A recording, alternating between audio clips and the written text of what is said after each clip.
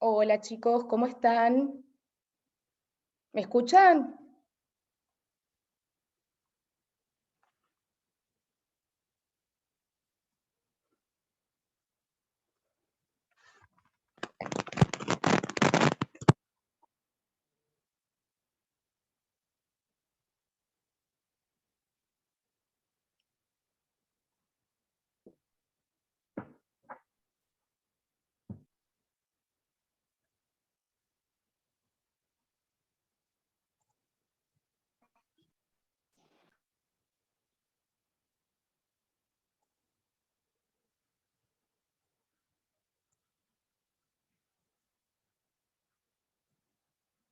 Chicos, ¿me escuchan? Necesito que me respondan así sé Sí, se si... escucha. Sí, sí, se Ahí escucha. está. Gracias. No sé quién es el agente de Secretaría Académica que me tiene que pasar el hospedador para poder compartirles un power.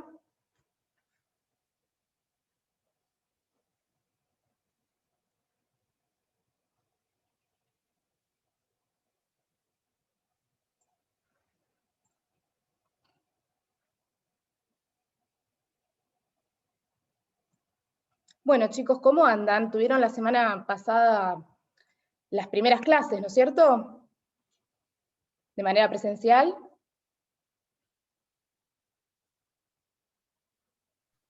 No, la primera clase presencial la arranca mañana.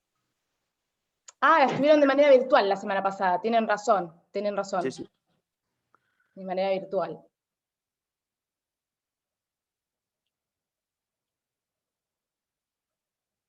Bueno, pero ya conocieron a la doctora Oviedo, no sé si tuvieron con el doctor Bordalco No, profesor, lo tuvimos con Oviedo el martes pasado. y con Walter, ¿no? Con el doctor Pelie, titular. Eh, Creo que no estaba en la videollamada, no lo Bien, habíamos visto. bien. Bueno, chicos, ahora tengo el hospedador. Bueno, chicos, yo después les voy a pedir que se prendan la camarita. Yo voy a tener que apagar la camarita, más que nada porque con la conexión cuando comparto la pantalla no, si no se traba todo, ¿sí? Pero le pido que ustedes tengan la camarita. Yo después cuando cierro el power la vuelvo a abrir. Les pido disculpas, pero bueno, es la conexión.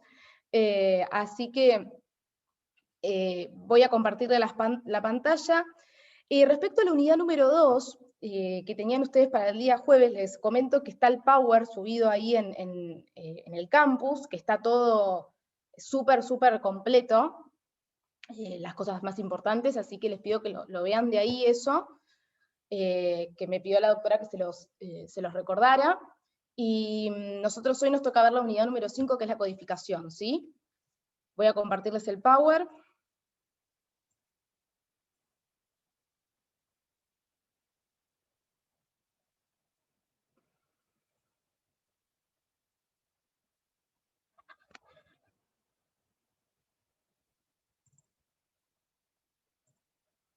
Bueno, voy a achicar esto así, si no después le pifio al coso. Bueno, chicos. La codificación en el derecho argentino, que es la unidad 5. Bueno, chicos, perdón, pero no me presenté. Yo soy la doctora Eugenia Rodríguez y los voy a acompañar en el cuatrimestre, junto con la doctora Viedo y el doctor Bordaisco.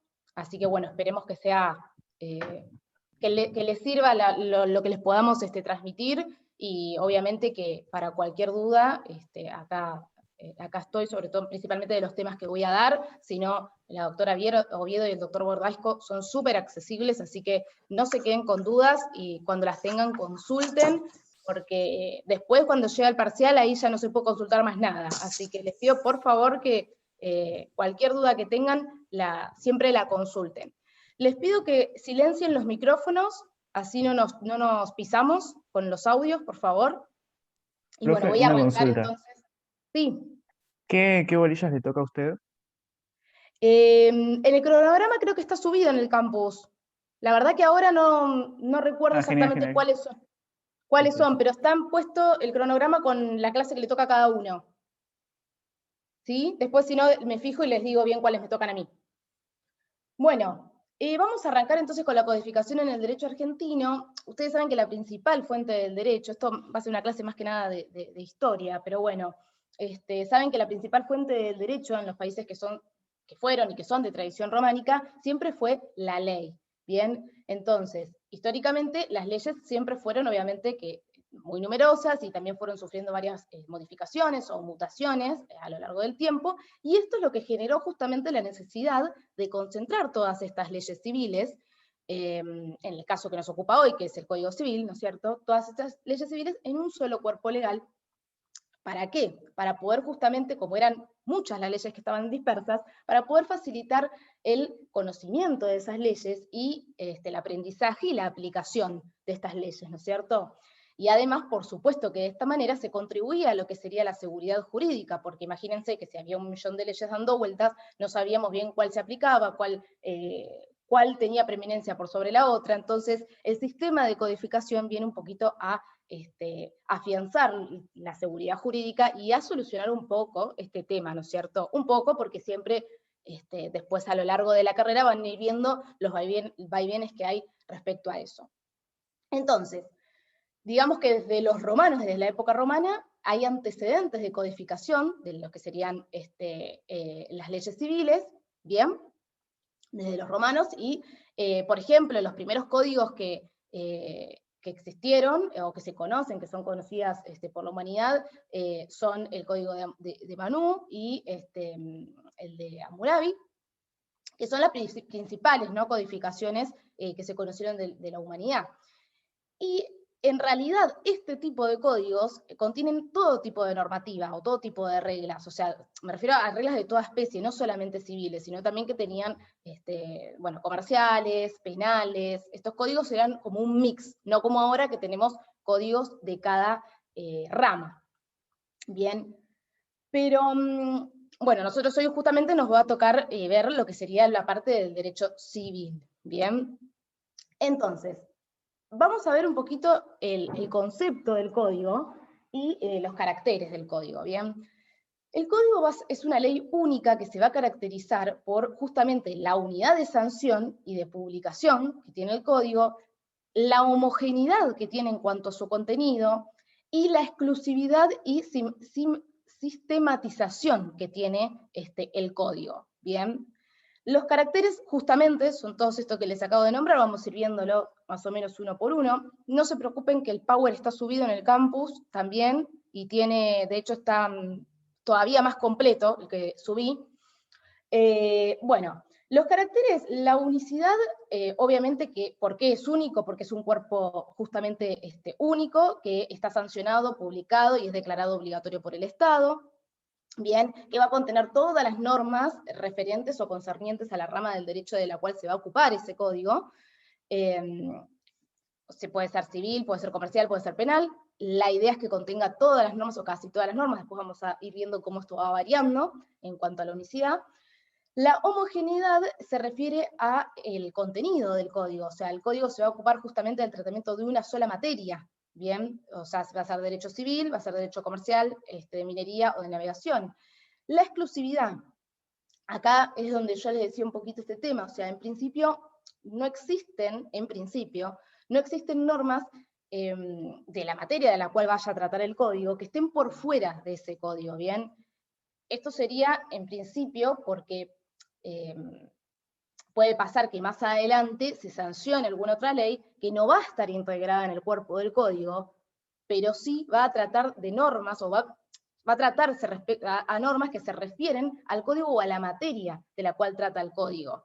Esas leyes después pueden modificar el código de diferente, lo más normal es que se incorporen este tipo de leyes luego, en las actualizaciones, digamos, del código, en lo que sería la parte posterior, o sea, al final del código, como leyes complementarias. O puede ser leyes que modifiquen artículos. Entonces, cuando se hacen actualizaciones del código, se incorporan estas modificaciones que establece determinada ley, que modifica, por ejemplo, el artículo 1, el artículo 250, el artículo 2300, bueno, eso también puede pasar. La sistematización. ¿Por qué? O sea, la sistematización obviamente que se refiere a la forma en la que está hecho el código, ¿no es cierto? Porque la materia de la que trata el código, cualquiera sea, ¿no es cierto?, va a tener una exposición que va a ser ordenada, que va a ser coherente, que va a tener un sentido, ¿no es cierto? Los códigos siguen un sentido, como por ejemplo el Código Civil arranca con el título preliminar, donde se habla de las fuentes del derecho, la interpretación, la ley, los principios fundamentales sobre los cuales se va a regir el código, sobre los cuales se va a erigir ese código. Digamos que habla de las primeras nociones básicas para empezar a entender el código. Y después, nuestro Código Civil se divide en 6 libros, ¿bien? Tenemos el primero, que arranca con la parte general, el segundo, que habla de las relaciones de familia, el tercero, que habla de los derechos personales, el cuarto, que habla de los derechos reales, el quinto, que se refiere a la sucesión, se refiere a la transmisión de los derechos por causa de muerte, y el libro sexto, que habla de las disposiciones comunes a los derechos reales y personales. ¿Bien? O sea que el código está diagramado para seguir una cierta lógica y un cierto orden, como ven, ¿bien? O sea, hasta se podría decir que sigue como la cronología de la vida de una persona, ¿no es cierto? Porque después de lo que serían las definiciones básicas en el título preliminar, arranca en la parte general con la persona humana, los bienes, qué son las personas jurídicas, qué son las personas humanas, bueno, etcétera. Después, en el libro segundo habla de las relaciones de familia, del matrimonio, del régimen patrimonial, del régimen de adopción, de filiación. Después seguimos con los derechos personales, que vendrían en el tercer libro, o sea, las obligaciones en general, y los contratos, que habla el libro tercero. Bueno, y así sucesivamente, ¿bien? El libro tiene un orden que más o menos va acorde a la cronología o los pasos que realiza la persona. Bien, ahora,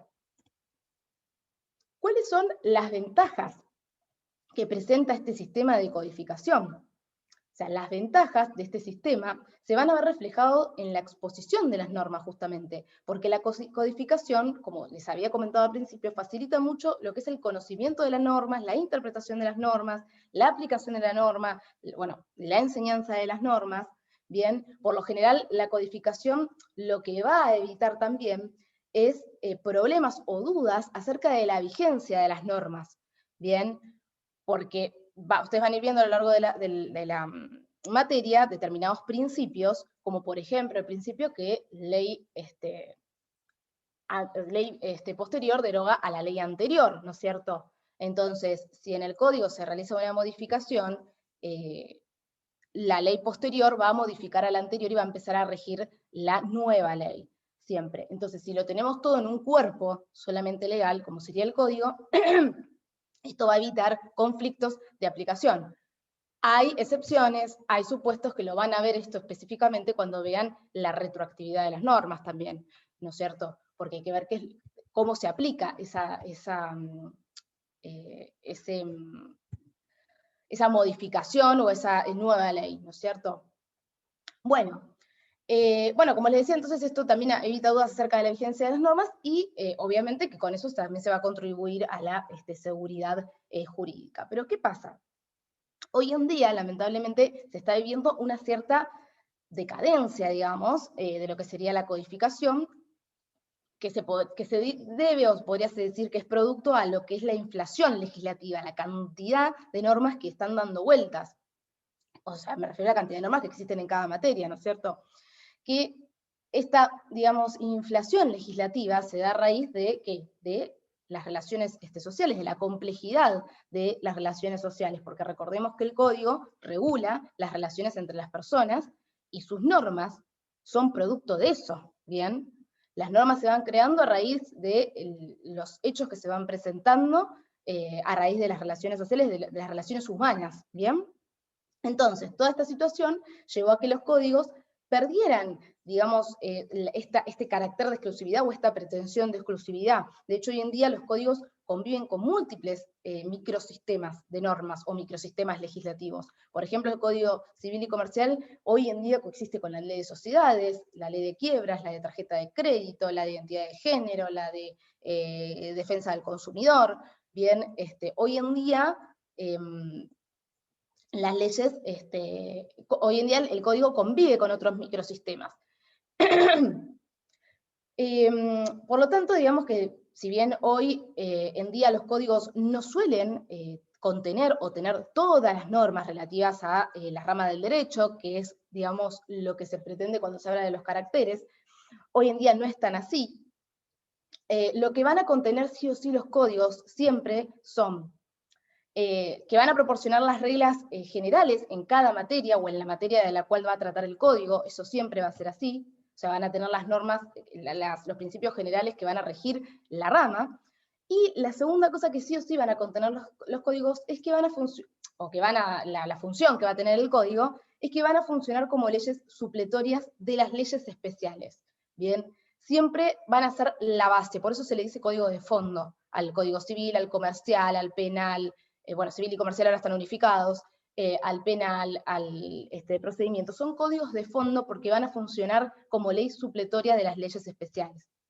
Es decir, que en caso de que una ley especial no contemple una determinada situación y el código sí lo haga, se va a recurrir al código, porque la ley especial justamente no lo va a contemplar. Por ejemplo, una ley especial es, por decirles, la ley de propiedad intelectual. Entonces, supongamos que, no sé, para que se entienda esto, desaparece un autor y se estaba por publicar un libro de él, una obra literaria de él. Entonces, ahí tenemos un problema, dice, ¿qué pasa con los permisos para publicar la obra? Porque supongamos que no haya llegado a concretarlos, o qué pasa con las ganancias de esa obra si llegó a concretarlos. Supongamos que en estos casos la ley de propiedad intelectual no dice nada al respecto de qué pasa si desaparece un autor en determinada etapa de la negociación o de la publicación del libro. Bueno, si no dice nada, el Código Civil y Comercial, por ejemplo, tiene la figura de la ausencia y también tiene la figura de la ausencia con presunción del fallecimiento, bien, que lo vamos a ver justamente en la parte general. Entonces, si la ley especial no me dice nada qué pasa con esta situación, más que nada con la cuestión económica de esta persona, con las ganancias, podríamos llegar a recurrir a esa figura para poder solucionar esa cuestión. Entonces, ¿qué pasa? Esta ley de fondo, que sería el código, me viene a suplantar la falencia o la ausencia o el vacío que hay respecto a esta situación en particular en la ley especial, que es la ley de propiedad intelectual en este caso, ¿no es cierto? Para que se entienda un poco. ¿Me siguen más o menos? ¿Voy más lento? Necesito que hablen, chicos, porque si no... No, Sí, profe, sí. está genial. Sí, se entiende, profe. Sí, Gracias. está perfecto. Gracias. Bueno, vamos a seguir con la codificación en el derecho civil. Bueno, lo que sería el proceso moderno de codificación del derecho civil va a arrancar o comienza en la segunda mitad del siglo XVIII en los estados germanos. Que lo que querían hacer estos estados era concentrar todas las leyes que estaban dando vueltas por ahí y que regían en todos estos estados y crear un único derecho para todos. Bien, o sea, lo que todos los países que hicieron cuando se empezaron a organizar, ¿no es cierto? Y ellos finalmente van a lograr esta organización de sus leyes creando lo que es el derecho general territorial de los estados prusianos, que ahí les puse, es en 1794 que ellos logran esto. Y bueno, la tarea, digamos, codificadora en la zona continúa, bien, en todo el territorio alemán durante el siglo XIX, pero como esta legislación que ellos crean, este derecho general territorial de estados prusianos, era excesivamente territorial, bien, era muy local, solamente contemplaba cuestiones del área, digamos, era muy difícil trasladar esta legislación a otros supuestos que se daban en la extensión de todo el territorio. Por eso es que esta primera aproximación a lo que sería una especie de código, que sería este derecho general territorial de los estados prusianos, queda opacada o queda soslayada por lo que sería el Código Napoleón. Bien, ¿por qué? Porque en 1804, como les puse ahí, en Francia se sanciona el Código Civil francés, que se lo llamó Código Napoleón porque fue durante la época de Napoleón. Y por la influencia que también Napoleón tuvo en esas normas, en la creación de ese código, mejor dicho. Y bueno, obviamente que el Código Civil francés tuvo una gran influencia por toda Europa, también tuvo influencia por el norte de África, y obviamente que llegó también su influencia a Latinoamérica, donde ahí en realidad el Código de Napoleón fue fuente directa de muchos códigos del área de acá de Latinoamérica. Bien, Esperen que me voy a servir un poquito de agua y ahí sigo.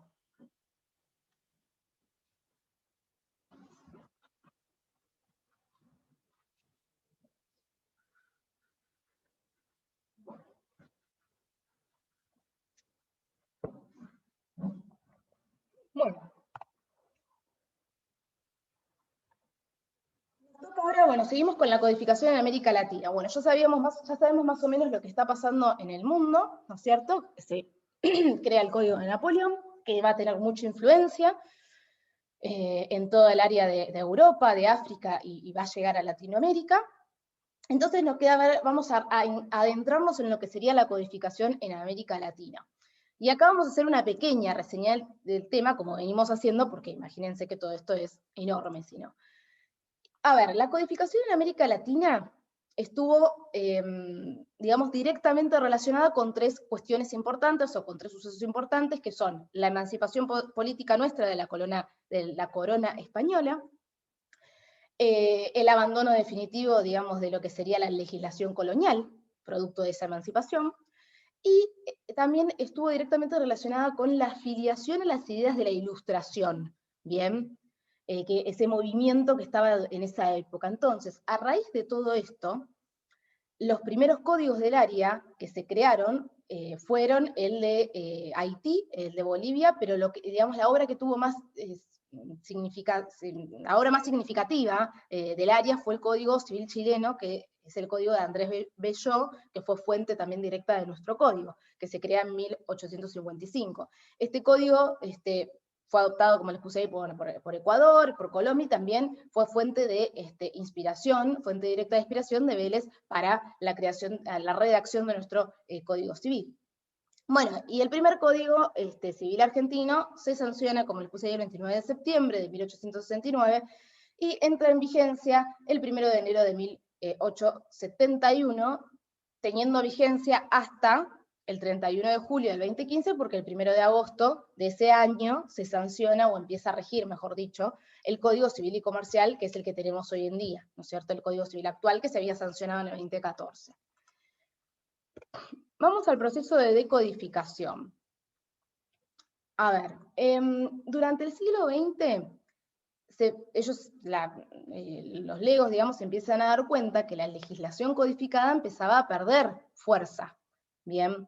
Porque los códigos empezaban, o sea, ¿qué empezó a pasar? Los códigos empezaron a sufrir muchas reformas, muchas modificaciones, a la vez que en ciertas materias, había ciertas materias del mismo código que se desprendían y se creaban nuevas leyes, y otras materias que eran nuevas que se legislaban en cuerpos separados, que se legislaban aparte, ¿bien? Entonces, de esta manera el código empezó a sufrir muchas modificaciones.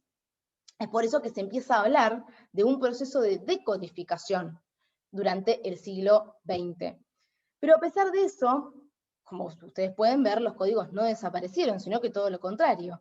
Hoy en día se habla de lo que sería un proceso de recodificación del derecho, porque los códigos actuales cambiaron sus ambiciones, digamos, cambiaron sus objetivos. Bien, la diferencia, digamos, entre los códigos de antes y los de hoy, los del siglo XXI, es que los actuales tienen aspiraciones que son mucho más acotadas, mucho más modestas. ¿En qué sentido? En que no pretenden los códigos actuales tener o contener todo el derecho de la rama de la cual ellos van a hablar, sino que lo que pretenden es convivir justamente con otras fuentes del derecho y otros microsistemas. Bien, o sea que el código sigue siendo el continente de los conceptos fundamentales, de los conceptos generales, del derecho, de la rama que traten, sigue siendo el centro del sistema del derecho privado, y el que va a ser, por supuesto, inteligible todo el sistema, ¿no es cierto?, que va a interconectar todo el sistema, porque justamente el sistema se interconecta a través del código, ¿bien? Pero ya no va a tener, o los códigos a partir del siglo XXI ya no tienen esas aspiraciones de contener todas las normas relativas a la rama de la que se trate, porque sería imposible prácticamente, también por la evolución constante de las sociedades. Vuelvo a lo que había dicho al principio, recordemos que las normas surgen a raíz de lo que serían las relaciones humanas, a raíz de esos supuestos se empiezan a legislar. Antes existían las unidades convivenciales, no es que existen a partir de ahora, sino que existieron desde hace un montón de tiempo, pero el código las vino a receptar ahora. pero es un hecho social que existe desde hace un montón de tiempo. Entonces, el avance de las relaciones humanas es tan rápido que los códigos, con lo que cuesta generar una ley y la reforma del código y demás, con lo que cuesta crearlos, es muy difícil que vaya a la par de el avance social y la necesidad que ese avance social, esas situaciones sociales requieren de normativas, ¿no es cierto? Entonces, por eso que dijeron, bueno, intentemos crear el código que tenga los conceptos fundamentales, más que nada, más allá de que van a ver que el código contiene otro tipo de normas, más allá de las fundamentales, y que las leyes especiales se ocupen específicamente de determinados institutos. Hagamos un código que coexista con otras normas, ¿bien? Ya no como al principio de todo, que querían en el proceso, como los estados prusianos, que querían que todas las normas estuvieran en un solo texto, sino hagamos algo que sea un mix, digamos. Vamos a pasar específicamente a la codificación en Argentina. Bueno, tenemos el derecho patrio. Bueno, ¿qué pasa? Se produce la Revolución de Mayo, ¿y qué pasó? Obviamente que nos emancipamos de la corona española, o comienza en nuestro país la emancipación de la corona española. Y en ese momento, ¿qué sucedía? Estaban vigentes tanto las leyes de la corona española, o sea, las leyes que se habían sancionado para nosotros, que eran las leyes, se las llamaban leyes para las indias, ¿bien? Y también existían otro tipo de normas, como por ejemplo las partidas del rey Alfonso el Sabio, que si bien no eran normas estrictamente, stricto sensu, digamos, no eran normas que estaban sancionadas de manera oficial como una ley, en la práctica se aplicaban, por ejemplo, también este tipo de normas. Y por supuesto que a ese entonces las instituciones judiciales estaban impuestas por España. Entonces, ¿qué pasaba? Estas normas españolas o hispánicas empezaron a generar un montón de conflictos, porque tampoco nunca se sabía cuáles se aplicaban y cuáles no, porque si bien las partidas del rey Alfonso no eran obligatorias, pero se aplicaban. Después tenemos las leyes de las Indias, y encima a todo esto se le suma la emancipación del gobierno español, era como todo bastante caótico. Entonces, con la emancipación del gobierno español, a partir de 1810, toda esa legislación, todo ese caudal normativo devino incompatible o devino insuficiente, ¿no es cierto?, con el nuevo proyecto de Estado Nacional que teníamos. Entonces, ¿qué pasó en ese momento? No sabían qué aplicar, y los gobiernos provinciales empezaron a dictar, piensen que estábamos en el tiempo de la organización nacional, ¿no es cierto?, no estábamos definidos todavía como Argentina, digamos, en sí. Entonces, los gobiernos provinciales tenían un caos tremendo y empezaron a dictar leyes, ¿bien? Y leyes así, medio a los ponchazos, leyes aisladas, de diferentes temas, a medida que iba surgiendo la necesidad, y eso es lo que denominaron como el derecho patrio. Por lo tanto, digamos que el panorama a la época de la sanción de lo que sería el Código Civil era bastante caótico, como ven, porque estaban vigentes, como les decía, los textos hispánicos o hispanos y las legislaciones provinciales. Ahora, que encima casi ni habían legislado en materia civil, ¿bien? Las provincias casi no tenían normas respecto a materia civil. Y si ustedes se ponen a pensar, si bien son sumamente importantes, lo primero que deben haber que se legisla es más que nada el tema del área penal, para generar un orden, ¿no es cierto? Pero bueno, con este panorama era que tenía que trabajar Vélez y redactar el Código Civil, con todo este caos legislativo del momento. Lindo regalito le dieron a Vélez para el momento. Bueno, vamos a la organización nacional. Pasamos varios años, ¿no es cierto?, y llegamos a la Constitución de 1853, ¿bien? Y en el artículo 67, en el inciso 11, la Constitución de 1853 establece que el Congreso Nacional va a poder dictar los códigos de fondo civil, comercial, penal y de minería. O sea, ¿qué dice el artículo? Que es atribución del Congreso Nacional el dictado de los códigos de fondo. Y se va a excluir los códigos de procedimiento porque esta materia les queda reservada a las provincias para que cada una de esas provincias dicte su propio código de procedimiento. O sea que tenemos los códigos de fondo, civil, comercial, penal y de minería, que era lo que autorizaba la Constitución de 1853, Bien, y los de procedimientos los va a dictar cada provincia. Entonces, los códigos de procedimientos son provinciales, los otros son nacionales. Pero, ¿qué pasó acá?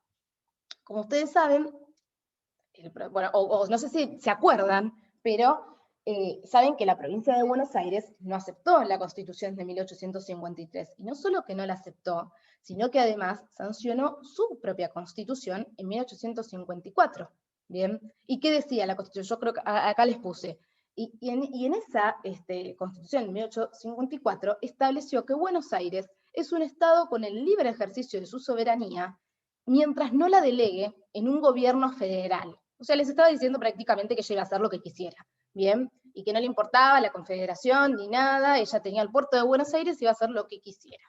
Entonces, digamos, lo que la Constitución estableció en 1853, de que ella iba a ser soberana mientras no la delegara en un gobierno federal, esa delegación al gobierno federal, recién va a pasar en 1860, cuando la Constitución de Buenos Aires es aceptada por todas las provincias, digamos. Las provincias terminan cediendo a la petición de Buenos Aires, que no sé si se acuerdan, que también estuvo el tema de la capital, donde querían que pusieran la capital, que Buenos Aires quería en un lugar, que la Confederación en otro. Bueno, vamos a resumir toda esta historia, que esto es lo más importante, lo que nos interesa a nosotros, y destacar también que en el interín de toda esta cuestión de si Buenos Aires iba a pertenecer, iba a formar parte, no iba a formar parte, en un Estado soberano, no, sí, Estado federal, gobierno federal o no, en el interín de todo esto, Buenos Aires sanciona el Código de Comercio, en 1859 lo sanciona. Este Código de Comercio fue redactado también por Vélez Sarsfield y por Acevedo. Bien. Entonces, al final les había comentado que las provincias terminan cediendo Buenos Aires, entonces unificado el Estado Nacional, rige la Constitución de 1853, porque queda la Constitución de 1853, en la cual, rige la Constitución de 1860, de 1854 en ese momento, por la cual regía el artículo 67 del inciso 11 de la Constitución, que era el mismo, era exactamente idéntico al de 1853, el que les había dicho que el Congreso tenía la potestad de sancionar los códigos de fondo. Y como Buenos Aires había ya hecho el Código de Comercio, el Congreso decide convertir ese Código de Comercio en el Código Nacional, porque dice, ¿para qué vamos a hacer una comisión? ¿Para qué vamos a hacer tanto lío si Buenos Aires ya tenía hecho el Código de Comercio? Adoptemos eso para la nación y nos ahorramos un código de hacer. Bueno, entonces, con todo esto, una vez que se ponen de acuerdo y Buenos Aires forma parte del Estado Nacional, venimos a, rige ya el artículo 67, y tenemos que crear el Código Civil, ¿bien? Entonces, a propuesta del diputado José María Cabral, el 6 de junio de 1863 se sanciona la ley número 36, que autoriza, o por la cual se autoriza al Poder Ejecutivo a crear las comisiones que iban a ser las encargadas de redactar los proyectos de los códigos civil, penal, de minería y de ordenanza militar, ¿bien? El presidente Mitre fue el que designa a Vélez para redactar el Código Civil, y una vez que Vélez terminó la obra, terminó el Código Civil, el 25 de agosto del 1869, el presidente Sarmiento envía este proyecto, o sea, el proyecto del Código Civil de Vélez, al Congreso para que sea aprobado. Una vez que el proyecto es aprobado por las dos cámaras, por la Cámara de Senadores y la de Diputados, el 29 de septiembre de 1869, el presidente Sarmiento promulga el Código Civil argentino. Bien, para la redacción de este código, obviamente que las principales fuentes que usó Vélez fueron el derecho romano, el derecho hispánico, porque también eran las leyes que regían en ese momento, el Código Napoleón, como se había comentado en un principio, el esbozo de Freitas, que era el que regía en Brasil, ahora ustedes tienen el Código Civil y Comercial, pero había muchísimas referencias también al de Napoleón, al Código de Freitas, también utiliza algunas normas referidas a la legislación estadounidense, algunas cosas también toma de ahí. También tuvo mucha influencia el derecho canónico en Vélez y en el Código, sobre todo en lo que es en materia de familia y lo que sería el matrimonio, ¿no es cierto? Ahora, ¿cuáles eran los principios fundamentales sobre los cuales se estructuró el Código Civil de ese momento? Bueno, fueron 4 los principios fundamentales. Era digamos, las normas del Código Civil que hizo Vélez, lo estructuró respecto a 4 bases, que eran la autonomía de la voluntad, bien, la responsabilidad fundada en la culpa, el carácter absoluto de la propiedad, y la familia basada en el matrimonio indisoluble. Pensemos, pongámonos en la cabeza de esa época, bastante avanzado Vélez con el tema de la autonomía de la voluntad, la responsabilidad fundada en lo que sería la culpa, que ya no se podía medio acusar a cualquiera, el carácter absoluto de la propiedad, y acá, bueno, tenemos el matrimonio indisoluble, que acá se ve justamente la influencia del derecho canónico. Bien, la realidad es que el código, para esa época, fue un avance muy grande, notable, respecto al régimen que ellos tenían hasta ese momento, ¿no es cierto? Que era totalmente disperso, que era arcaico, que era difícil acceder a él, pero no solo era de difícil conocimiento, ¿no es cierto? Y por ende, obviamente, de difícil aplicación y de difícil enseñanza. Y aparte, ya había quedado totalmente inadecuado, si se quiere, o desubicado a la organización nacional que tenía el país en ese momento, porque ya estaba formado bajo la forma republicana y democrática. Y acá yo les puse ahí la crítica de Alberdi. A ver, Alberdi le critica a Vélez en la obra, en la redacción del Código Civil, que él hace muchas citas, o sea, Alberdi le dice a Vélez que él hace muchas citas a códigos y autores extranjeros, pero que en ningún momento hacía referencia a nuestra Constitución dentro del Código Civil. O sea, le critica justamente la total ausencia de referencia a la Constitución. Esa es la crítica que le hace Alberdi a Vélez en el Código. Y hasta que yo no leí eso, nunca me había dado cuenta en su momento que tiene razón Alberdi respecto a eso, porque Vélez no refiere a la Constitución Nacional, cosa que es bastante curioso, pero bueno, no hace referencia. Las reformas al Código, bueno, vamos a pasar rápido estas reformas. El Código Civil tuvo muchísimas reformas a lo largo del tiempo. La primera que tuvo más importante fue la de la Ley del Matrimonio Civil, la Ley 2393, que modificó muchísimas cuestiones de este instituto. Recuerden que teníamos un matrimonio indisoluble, permiten el divorcio, bueno, y un montón de cuestiones. Mayor autonomía de la mujer también respecto al matrimonio, ya podía empezar a administrar sus bienes, que en ese momento recuerden que lo administraba el hombre, bueno, un montón de reformas se hicieron muy importantes.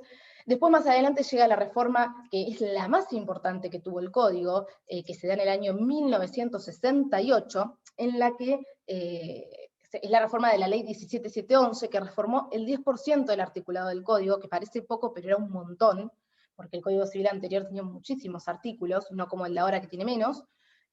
Reformó el 10% del Código, y lo más importante de esta reforma es que con la ley 17711 se cambia la filosofía del Código. O sea, lo cual era muy importante, porque piensen que Vélez justamente se había estructurado el Código en 4 principios fundamentales que lo habíamos visto, que si bien no es que se sacan esos principios, sino que se alteran, por decirlo de alguna manera, y se suman otros, porque se incorpora el principio de buena fe, que no estaba, se incorpora el abuso del derecho, la lesión subjetiva y la teoría de la imprevisión, todos principios que van a ir viendo a lo largo de la carrera, ¿bien? Estas cuestiones. También se incorpora el factor objetivo de responsabilidad, de atribución de la responsabilidad, que eso lo van a ver específicamente en obligaciones, cuando lleguen ahí. En materia de familia, la reforma de la ley 17711 no tuvo mucha incidencia, o sea, fue bastante conservadora, o sea, esta rama recién va a recibir en realidad una renovación muy importante con las leyes que se sancionan después de la vuelta de la democracia, bien, que establecieron, acá sí se establece el divorcio vincular, y lo que sería la patria potestad compartida, que hasta ese momento no era. Bueno, y en los últimos años se sancionan varias leyes relevantes, como la que estableció la mayoría de los 18 años, recuerdan que antes era los 21, después bueno, pasó a ser a los 18. También se sanciona la ley de protección integral de la mujer, violencia de género, se establecen los derechos de los niños, niñas y adolescentes, dije violencia de género, identidad de género, salud mental, bueno, entre otras que se sancionan y que modifican muchas cuestiones del código. El Código Civil y Comercial de 2015. Bueno, ahora vamos justamente a la actualidad, ¿no es cierto? El decreto, si no me equivoco, era el 191, puede ser que le esté pifiando un número, chicos, pero si no me equivoco era el 191 del año 2011, designó una comisión para redactar este nuevo código civil y comercial, o sea, este código civil que iba a estar unificado con el de comercio. Hasta ese momento estaban separados, teníamos un código civil y un código de comercio, y esta comisión encargada de redactar este proyecto estaba a cargo o estaba integrada por Lorenzetti, Hayton y Kemermagel de Carlucci. Un año después de haberse creado esta comisión, de haber ingresado al proyecto, de haberse creado la comisión para el proyecto, quiero decir, ya estaba listo después de un año, bastante rápido. Piensen que igualmente, porque Vélez estuvo un montón de tiempo escribiendo el código, por supuesto que era el primero, pero ya había habido muchos anteproyectos de reforma del Código Civil, y había también, a lo largo del tiempo hubo un montón de anteproyectos que proponían la unificación del Código Civil y Comercial, entonces había un montón de temas que ya se venían tratando a lo largo de toda la historia, digamos, después de la reforma del Código, después de la sanción, del Código Civil y Comercial. Piensen que tenía un montón de años. Entonces, el Congreso designa una comisión bicameral para recibir este proyecto y evaluarlo. En esa evaluación de este proyecto, del Código Civil y Comercial, ellos reciben muchas opiniones o muchos análisis, por decirlo de alguna manera, de distintas instituciones, de ONG, de profesores prestigiosos, de abogados también destacados, que han escrito sobre determinados temas, bueno, de muchas personas especializadas en determinados temas, porque cada cual también hacía su opinión desde la esfera que más manejaba, más allá de hacer una lectura integral. Pero la realidad es que mucho caso no le hicieron a todas las sugerencias que le dieron estas personas, y las únicas modificaciones que tuvo el código o el anteproyecto fueron las que propició el Poder Ejecutivo Nacional. Bien, y bueno, así se sanciona por la ley 26.994, se sanciona el Código Civil y Comercial, que se publica en el Boletín Oficial el 8 de agosto del 2014, y recién empieza a regir un año después, un año y monedas después, el 1 de agosto del 2015. ¿Más o menos vamos bien, chicos? Sí, súper bien. Sí, Sí, profe, sí, José. perfecto. Bien. ¿Alguna pregunta, algo que quieran comentar? No. No, profe, vamos bien. Bueno, sigo. Falta poquito igual ya. ¿Qué seguimos? Con la recodificación del derecho privado en Argentina. Bueno, a ver, ¿qué pasaba? Siempre la recodificación, para decirlo de alguna manera, enfrenta problemas o dificultades. ¿Por qué digo que enfrenta problemas? Porque principalmente existen frenos psicológicos, por decirlo de alguna manera, que muchas veces se dan por los hábitos que tienen los juristas del derecho, y que también tenemos los que practicamos el derecho, que hacemos ver o que hacen ver que lo nuevo va a ser algo que no va a servir, o que va a ser algo que va a ser, Rivera, si no me equivoco, lo llama como un útil incómodo, ¿no es cierto? Como que, bueno, no, nos vamos a tener que adaptar a un nuevo código, ¿para qué? Si con el que estamos bien, no es necesario, si podemos hacer unas reformas más con otras leyes, y después ya está, con el código que está. Pero bueno, la realidad era que tanto el Código Civil como el Código Comercial habían tenido tantas modificaciones a lo largo del tiempo, imagínense que tiene un montón de años cada uno de los códigos, tantas modificaciones que le fueron reemplazando los principios fundamentales, los principios esenciales o las bases estructurales a los códigos, ¿no es cierto? Porque es lógico, la sociedad ha evolucionado y siempre evoluciona para un cierto sentido, entonces no podemos tratar las cuestiones con leyes que regulan una sociedad de otra época. Tenemos que ayornar las bases, como les decía, que serían los códigos de fondo, a los nuevos tiempos, y así se tendrá que hacer después de acá a otro tiempo. Esperemos que no sea de acá a 100 años, ¿no? De vuelta, pero bueno, la sociedad va evolucionando, las cuestiones van cambiando, y los códigos tienen que ir acompañando, porque las leyes tienen que ir acompañando esa evolución. O sea, estos códigos sufrieron modificaciones tanto a nivel de supresiones como de adiciones, o sea, se le derogaron normas a los códigos en su momento y se le agregaron otras.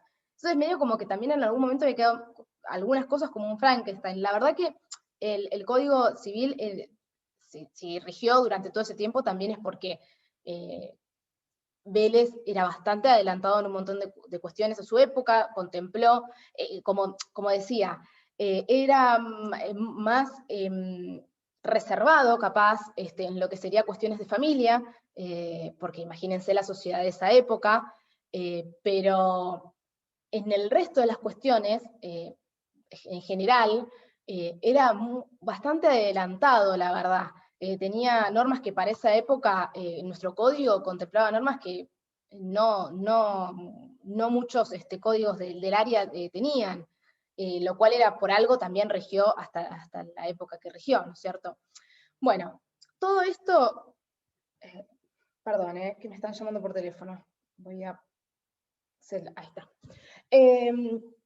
Bueno, esto es lo que hizo que el código, este tema de las modificaciones, de las supresiones, de las adiciones que tenía el código, le hizo perder ¿qué cosa? Obviamente organicidad al código, le hizo perder el método, le hizo perder claridad, porque era todo un embrollo de cosas, ¿no es cierto? También, justamente, muchas de las cuestiones, de las soluciones que traía el código ya estaban superadas, bien, eran normas que ya no se utilizaban, que habían caído en desuso. Entonces tampoco tenían sentido que estén. O sea, ya no eran en realidad las ideas de Vélez las que vertebraban el Código Civil o nuestra legislación civil, y encima el Código tenía una metodología que ya había quedado bastante anticuada e inapropiada para la actualidad, porque también muchas de las soluciones como les decía, muchas de las soluciones ya eran ajenas a la realidad que se estaba viviendo, a las realidades actuales. Bien. Y también había cuestiones que necesitaban ser legisladas y que no estaban siendo legisladas. Vuelvo un poco, capaz porque es más el área que manejo, el tema de las uniones confidenciales, ¿no es cierto? Por eso es que en Argentina ya se venía gestando desde hace un montón de tiempo, como les decía, una reforma parcial de las leyes, una reforma parcial y progresiva. En materia civil, sobre todo, se venía gestando una reforma parcial y progresiva de todas las leyes, que había afectado estas reformas a gran parte de lo que sería el derecho privado.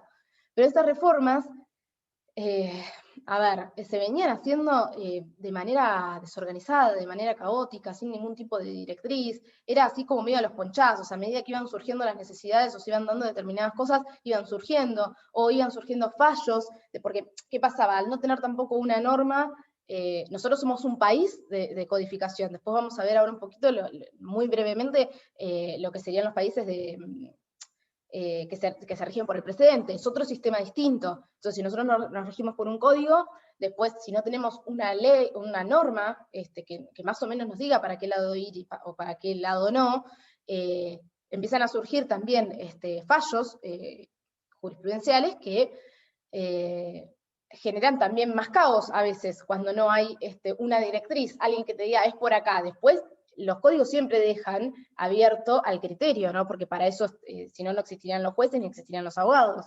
Siempre hay un poco de subjetividad y un poco de interpretación, que es la labor de los jueces y de los abogados también. Entonces, todo esto llevó a un panorama, digamos, bastante anárquico, si se quiere, o desorganizado de lo que sería el derecho privado.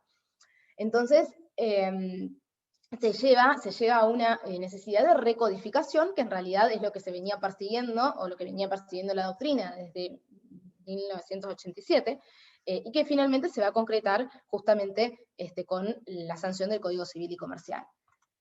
Ahora, ¿qué pasaba? Estaba en discusión, ¿qué hacían? ¿Un código o dos códigos iban a sancionar? ¿Unificaban o no unificaban el Código Civil y Comercial? Justamente la Constitución, en el artículo 75, inciso 12, la Constitución de 1994, incorpora la posibilidad de unificar el Código Civil y Comercial. O sea, fíjense que ya lo venían pensando, ya lo venían tratando, ya lo venían masticando al tema, como quien dice. Entonces, se incorpora esta posibilidad de unificar los códigos. ¿Por qué específicamente Código Civil y Comercial? Porque, de hecho, había normas del Código Civil que también eran medio comerciales, ¿no es cierto? Algunas cosas están bastante relacionadas lo civil y lo comercial. Entonces es como, a veces es difícil hasta escindirlo, ¿no es cierto? Separarlo. Respecto a esta cuestión de la unificación, Rivera lo que sostiene es que esa unificación es o tiene que ser necesariamente parcial. ¿Por qué? Porque se incorporan algunas leyes al cuerpo del código, ¿no es cierto? Pero muchos microsistemas van a seguir subsistiendo. Bien, recuerdan los microsistemas, las leyes que están aparte del código, ¿no es cierto? Por ejemplo, ¿qué leyes siguen subsistiendo? La ley de sociedades, la ley de concursos y quiebras, la ley de seguros. Hay un montón de leyes que, decía Rivera, tienen que seguir existiendo de manera aislada, porque no olvidemos que el código va a legislar ¿qué cosa? Tienen menos aspiraciones, tiene aspiraciones más modestas, va a concentrarse en lo troncal, ¿bien? De todo esto. Y esto condice con el rol que hoy se le reconoce a los códigos, ¿bien? ¿No es cierto? Que es como les decía, que no comprende el todo del derecho o de la rama de la cual trate el código. Los códigos hoy, a ver, hago un repasito de lo que veníamos diciendo. Los códigos hoy en día son los contenedores de todos los conceptos fundamentales y generales de la rama del derecho de la cual traten, y son los que hacen obviamente inteligible todo el sistema, porque al relacionarse con los microsistemas, como por ejemplo las leyes especiales, como por ejemplo la ley de sociedades, que también es una ley especial, o la ley de propiedad intelectual, al relacionarse con estos microsistemas, los hace comprensibles. ¿Por qué los hace comprensibles? Porque son las bases de esos microsistemas. O sea, los códigos les sirven de base a esos microsistemas para que se hagan comprensibles. Bien. El método del código. El método se refiere a cómo está organizado el código, ¿no es cierto? Y como ya vimos, el código tiene una estructura que es sistemática y que es organizada. Siempre giramos en torno, si se fijan, la clase gira en torno a los caracteres del código. Unicidad, organicidad, sistematización, bueno, todo sí gira en torno a esos ejes, a los caracteres. Bueno, y le decía, entonces esta organización tiene un título preliminar, después se divide en 6 libros el código. Bueno, ya los nombramos, a los 6 libros, acá yo creo que se los puse a todos. Ah, no, no se los puse a todos. Creo que no me acuerdo si en otro se los puse. Bueno, están los 6 libros, y consta de 6 libros y 2.671 artículos. No me acordaba exactamente el número del artículo, mira. Bueno, lo que los juristas y los doctrinarios destacan de la metodología del Código Civil y Comercial es que existe en nuestro código un título preliminar y un libro primero, ¿bien? Que contiene la parte general de derecho civil, que es la materia esta que estamos tratando. O sea, ¿y qué pasa? El hecho de que exista esta parte general dentro de un código no es muy común.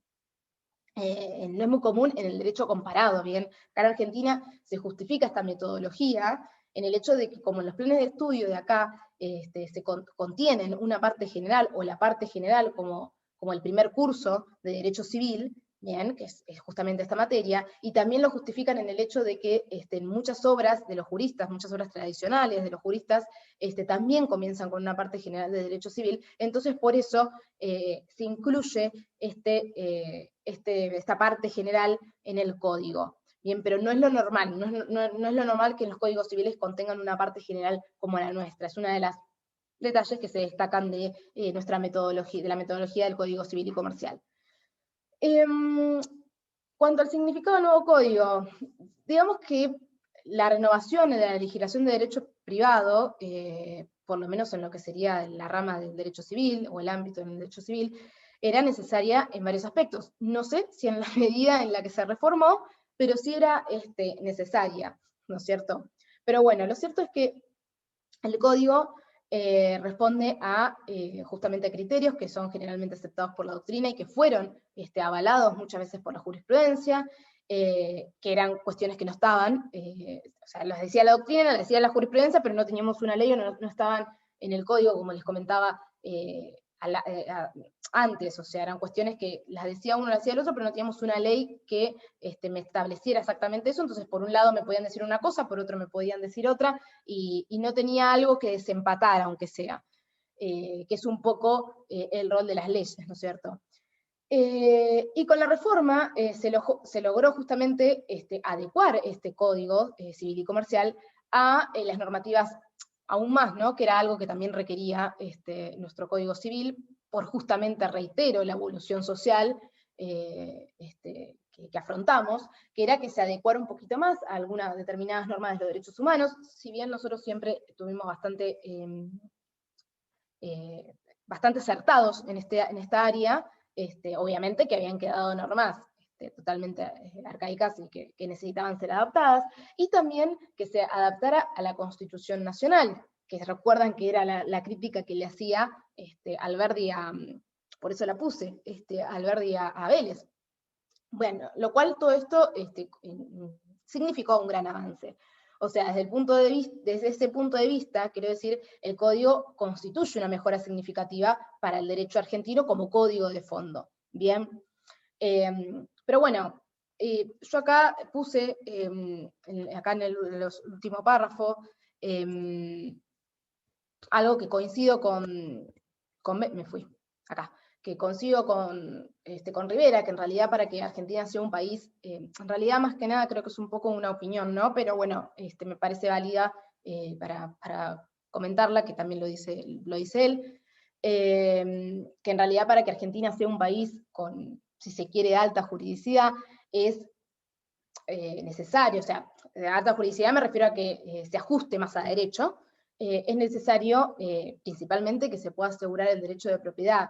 Que en esto, o sea, a ver a qué me refiero, que hay que garantizarlo en sus diversas manifestaciones a este derecho de propiedad, o sea, tienen que hacerse eficaces los contratos, o a través, si se quiere, para ser más formal, a través de la eficacia de los contratos, haciendo cumplir lo que serían las sentencias contra el Estado, cumplir con el pago, por ejemplo, del justo precio o de la indemnización justa en los casos de expropiación, o sea, a las personas que se les expropia sus propiedades por causas de utilidad pública, que se les pague lo que se les debe pagar, ¿no es cierto? Pero además de todo esto, también es necesario garantizar el acceso igualitario a la justicia para todos. Y con esto lo que quiero decir no es que solo tener la posibilidad de acudir o recurrir a los tribunales para que el ciudadano pueda, o las personas, nosotros podamos reclamar nuestros derechos como justamente es debido, sino que también tengamos a disposición los medios idóneos para poder asegurar el resultado de la sentencia, ¿bien? A ver, ¿a qué me refiero?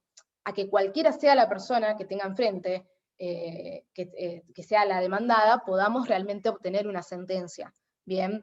Y no que porque la persona que tengamos enfrente tenga un determinado poder o un determinado estatus, todo esté perdido, ¿bien? Como quien dice. Y es justamente por eso que necesitamos, por sobre todas las cosas, que se respete, o sea, es imprescindible que se respete la independencia del Poder Judicial. Esperen que creo que me están haciendo Estoy con inconvenientes de conexión y se me corta. Bueno, Griselda, no te preocupes que igual la clase está siendo grabada y la van a subir. No sé bien cómo lo suben, pero de última le preguntan a los chicos del CED y ellos les van a decir bien. Bueno, ya casi terminamos igual. Nos queda justamente el derecho civil no codificado, y ustedes saben que Existen países que justamente se rigen por un derecho que no es codificado. Entre ellos están los países escandinavos, que son los que pertenecen a la familia románico o romano-germánica, y después tenemos a los países anglosajones, que son los que pertenecen a la familia del common law, y que tienen justamente como característica principal la inexistencia de codificación, los anglosajones. Los romanos germánicos tienen un poquito mix, un poquito. Ahora, bueno, vamos a ver cuál es el valor que se le da al precedente judicial en el common law, el rol del Poder Judicial, ¿no es cierto? Para poder entender, primero, ¿no?, la importancia que realmente tiene la jurisprudencia en el derecho anglosajón, hay que partir de la función que cumple el Poder Judicial en Inglaterra, ¿no? Que es, Inglaterra es la cuna del common law. Y el Poder Judicial en Inglaterra, para ellos, se podría decir que, digamos, es el dueño del poder, ¿no es cierto?, el Poder Judicial, es el verdadero poder en Inglaterra, porque justamente el Poder Judicial es el que va a crear y administrar el derecho, ¿bien? Es el que crea y administra la justicia, el Poder Judicial en Inglaterra.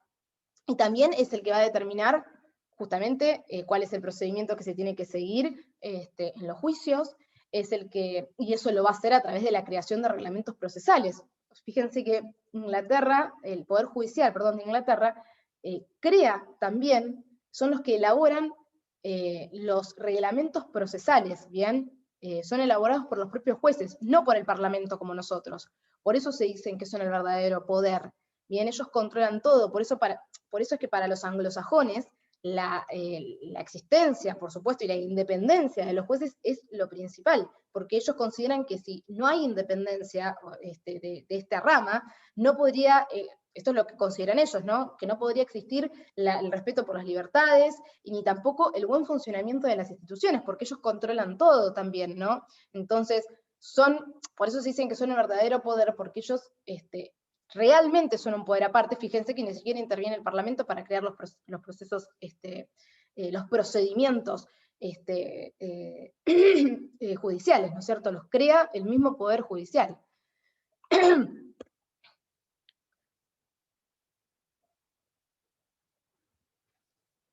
Entonces,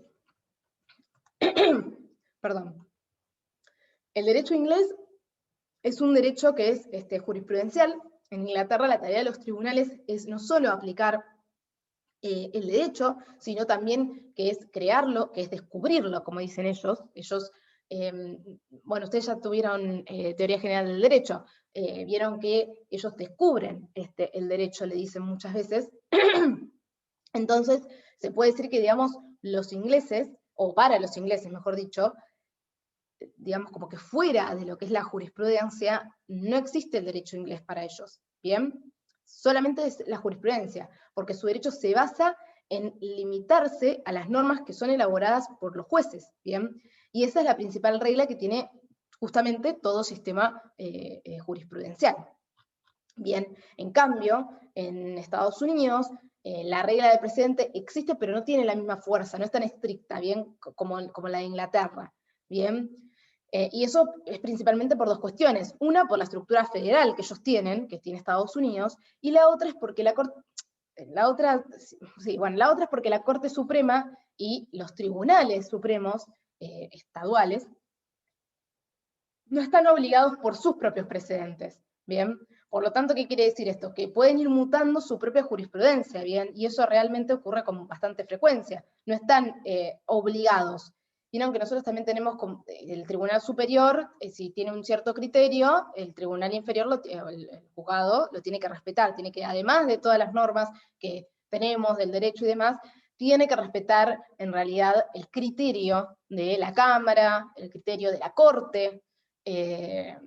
Tenemos como esas partes. Bueno, ellos no tienen, no están obligados a respetar sus propios precedentes, como en Inglaterra sí, tiene que ocurrir una cuestión bastante distinta como para que lo cambien, digamos, en Inglaterra. No quiere decir que no lo puedan cambiar, por supuesto. Bueno, chicos, este sería, si no me equivoco, el final, ¿no? Sí, el final de la clase. No sé si tienen algún tipo de duda. Ay, a ver cómo lo saco esto de acá.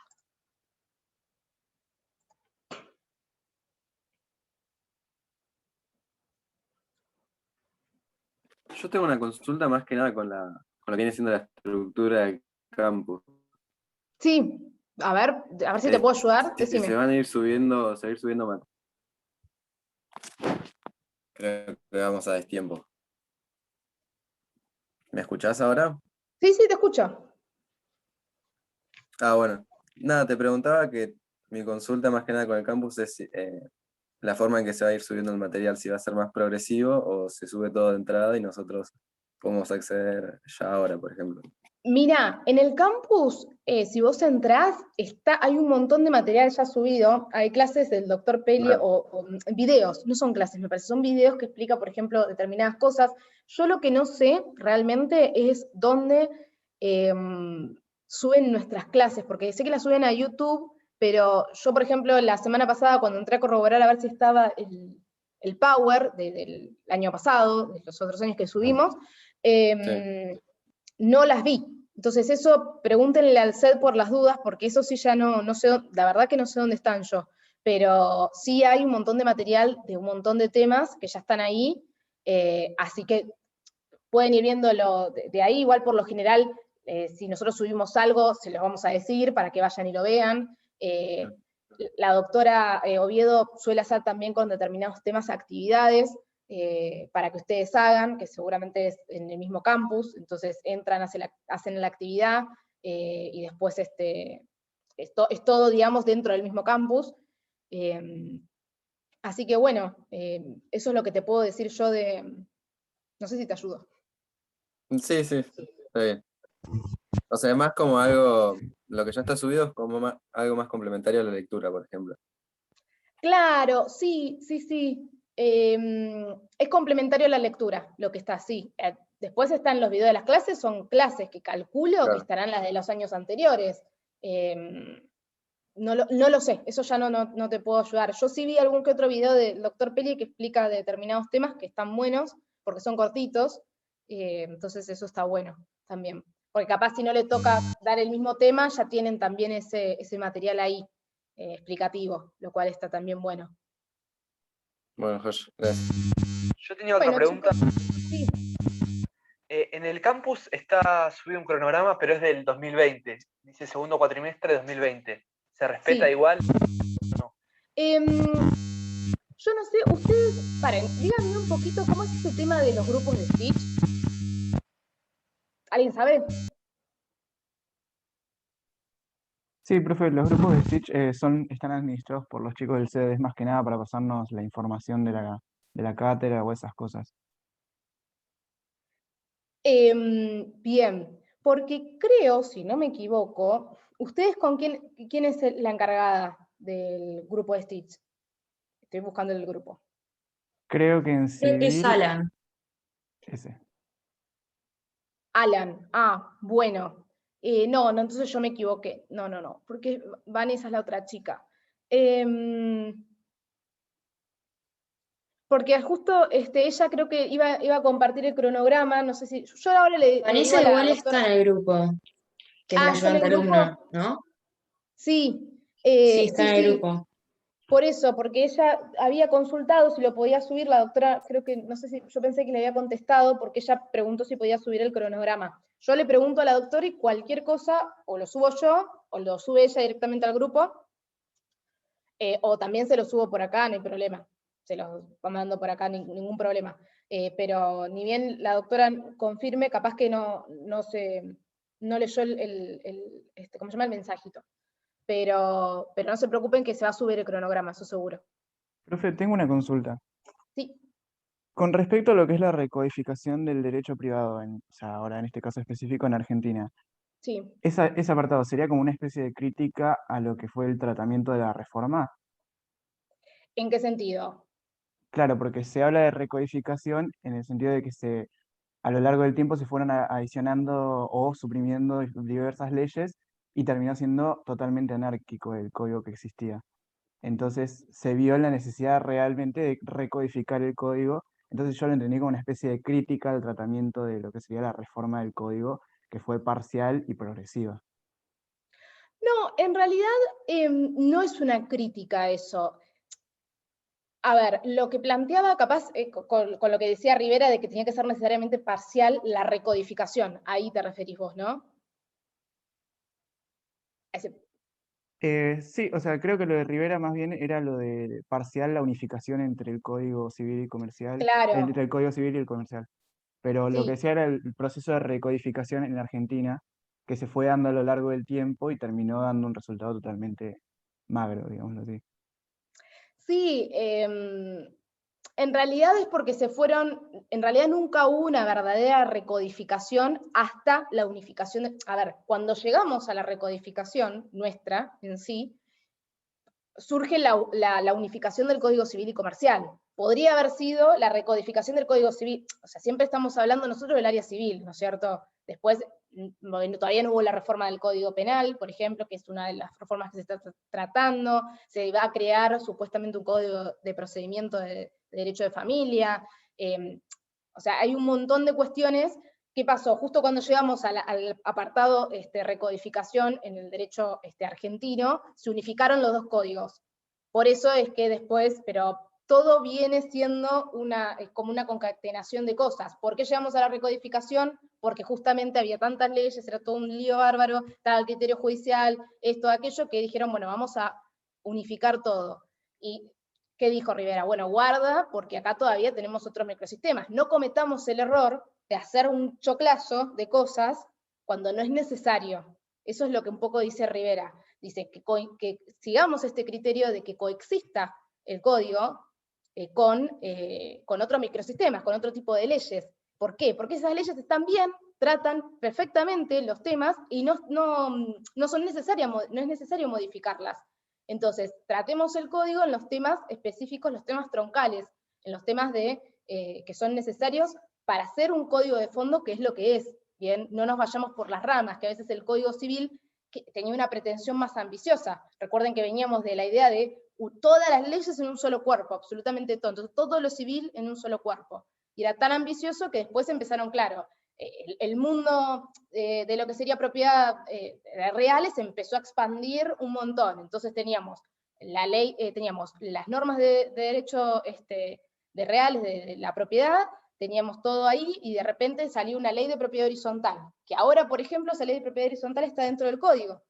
Bien, entonces empezaron a salir muchas cuestiones que dijeron, bueno, no, justamente a raíz del avance y la evolución social, ¿no es cierto? A raíz de eso, porque obviamente que Vélez legislaba cosas sobre las cosas que existían, ¿no? Creo que nunca Vélez, en su momento, por ejemplo, en su concepción, se podía imaginar que iba a existir el divorcio, qué sé yo, viste, en esa época, por decirte. Entonces él legisló en base a eso, ¿no? Unidos hasta la muerte y chau. Si no querés, bueno, lo lamento. Pero siempre hay que, cuando uno capaz estudia la historia, que uno dice, oh, ¿cómo puede ser esto? Uno lo analiza con la cabeza de hoy en día, uno siempre tiene como que trasladar la mente un poquito al momento. Entonces decís, claro, él que se iba a imaginar esto y aquello, él que se iba a imaginar que íbamos a vivir en un mundo globalizado hoy en día, donde todos tenemos un montón de facilidades. Pero bueno, me estoy yendo por las ramas, chicos, porque a mí me dan cuerda y yo arranco, perdón.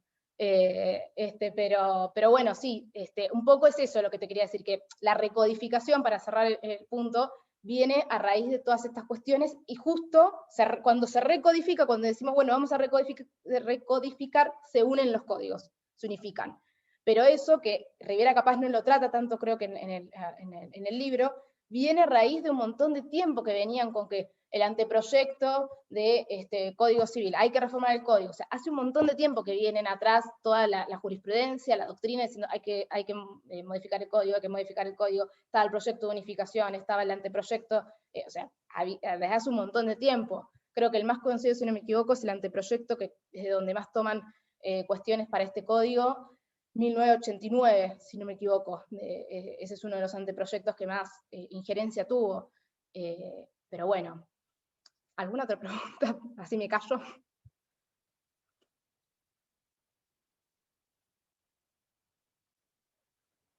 Chicos, ¿el resto que no tiene camarita, están vivos o no? Sí, Mira, profe, yo tengo un Joaquín, problema con la cámara. Alejo tiene un problema con la cámara. Sí, sí. El resto para mí, que nos recolgó, puso ahí, bueno, que la doctora hable, dijeron. Y ya está, Yo se si la fueron. prendo no te escucho todo trabado porque el internet anda mal, perdón. Está bien, María, estás perdonada. ¿Cómo empezaron a aparecer, Todos los que aparezcan están aprobados, si no, desaprueba a todos. Listo, ya Buen está. día, profesora. Ah, ¿cómo aparecieron, Buen día. Muy ¿Cómo atento, estás, Carlos? muy bien, gracias. Muy bien, muy bien. Bueno, Se entiende muy bien, se entiende muy bien, se entiende muy bien. Hay que leer mucho, mucho. Hay que Hay que leer. interpretar. Hay muchos cambios en las leyes. Las derogaciones, las nuevas leyes, leyes de género, leyes de salud, leyes de integración. Hay muchas cuestiones nuevas. Es como decía usted, no nos podemos quedar con la ley de Vélez Arfield, ¿no? Hay que innovarse. Si bien se entiende que las leyes se hacen respecto a la costumbre, ¿no? A la modalidad, a los cambios sociales que va teniendo la sociedad, entonces ahí es lo que estudiamos como leyes consuetudinarias en un momento, que se van emplazando a las nuevas modas, a los nuevos estilos de vida. Así que hoy, bueno, se nos cayó el pilar, la nueva ley de género, estamos en medio de un barro donde tenemos que comenzar a interpretar las nuevas formas de vida. La ley de integración, cuando nosotros vamos a la facultad, hola, ¿cómo estás? Esa, Well, hola, ¿cómo te va? ¿Me voy al baño de las damas o al baño de los varones? Y no, hay un baño genérico, entonces entra en el que quieras. A mí me pasó. Y cuando salí del baño genérico me miraron a los ojos y dije, chicos, no la tomen al mal, soy bien masculino, les dije. Entonces, igual. de esa manera le di a denotar que de una manera u otra nos estamos integrando. De alguna manera u otra vamos a tener que masticar esta nueva ley, estas nuevas costumbres, ¿no? Y no discriminatoria, porque si entramos en el tema discriminatorio, ya estamos violando la Constitución Nacional, los tratados internacionales. Sí, Sí, también hay que ver un punto, o sea, qué es lo discriminatorio y qué no es discriminatorio también. Es como, yo siempre como les digo, nosotros para entender, siempre la base es respetar, por supuesto, siempre es el respeto. por supuesto. Que es lo que al argentino hoy en día le está costando muchísimo. Pero yo, para Sí. poder respetar, tengo que entender, tengo que poder entender, no compartir, entender por qué vos estás pensando como pensás. Porque es como yo les digo, Vélez no se imaginaba un montón de cosas y legisló conforme a lo que él vivió, vivía y demás. Esto es lo mismo. Si una persona discrimina capaz o no entiende, hay que entender por qué tiene a ver, a nosotros creo que los jóvenes es los que tenemos la herramienta para poder hacer eso, empezar a generar este entendimiento, ¿no? Y no generar todo el tiempo conflicto, pelea. Decir, bueno, no lo comprende, y bueno, no lo comprende, y capaz no lo pueda comprender. Pero bueno, eso no quiere decir que yo tenga que actuar de la misma manera, obviamente. Exacto. Pero bueno. Exacto. Bueno, chicos, los dejo, así los libero, que ya terminó la clase. Muchas gracias, Juan Carlos, por la contestación, muy amable. Y gracias, los dejo para que descansen y bueno, lean, y después nos vemos la próxima clase, que les digo el tema que me toca a mí la próxima clase. Acá. A mí, la próxima clase, que sería el 31, ¿no? ¿Ya? Hoy 24. Me toca la unidad, límites a los derechos subjetivos, la unidad 6 me toca, los puntos 6 y 7, el martes que viene. Bien. Me toca esa. Así que bueno, chicos, los dejo, que descansen, y bueno, cualquier cosa, nos mantenemos en contacto vía las clases. Les mando un saludo a todos, espero que se encuentren bien. Gracias. Chao, gracias. Hasta luego. Chao. Gracias.